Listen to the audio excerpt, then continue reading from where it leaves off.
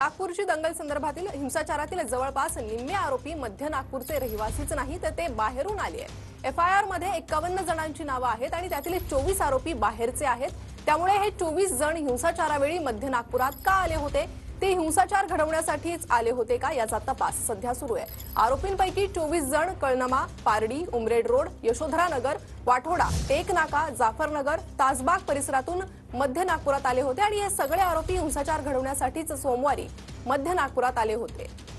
आणि पुन्हा एकदा या संदर्भात आपण अपडेट घेणार आहोत आमचे प्रतिनिधी गजानन उमाटे यांच्याकडून। गजानन,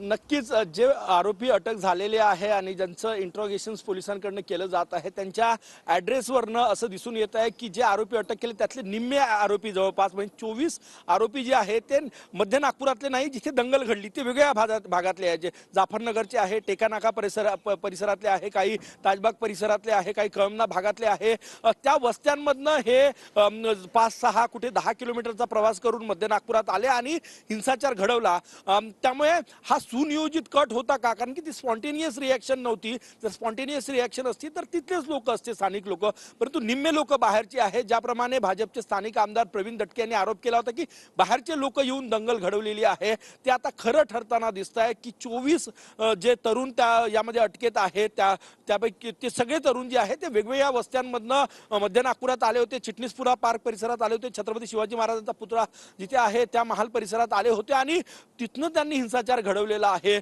आणि तो हिंसाचार इतका भयावह होता कारण मी स्वतः त्या ठिकाणी त्यावेळेस उपस्थित होतो। अक्षरशः 2-2 किलोचे दगड पोलिसांवर मारले जात होते, पेट्रोल बॉम्ब जे आहेत ते फेकले जात होते, गाड्या जाळण्यात आल्या, 2 जेसीबी जाळण्यात आल्या। त्यामुळे भयावह होता आणि हे शस्त्र त्यांच्याकडे होते। एका डीसीपी वर कुऱ्हाडीने हल्ला करण्यात आला। त्यामुळे प्री प्लॅन आरोपी संदर्भात अधिक तपास सुरू आहे। गजानन, धन्यवाद या सविस्तर माहितीसाठी।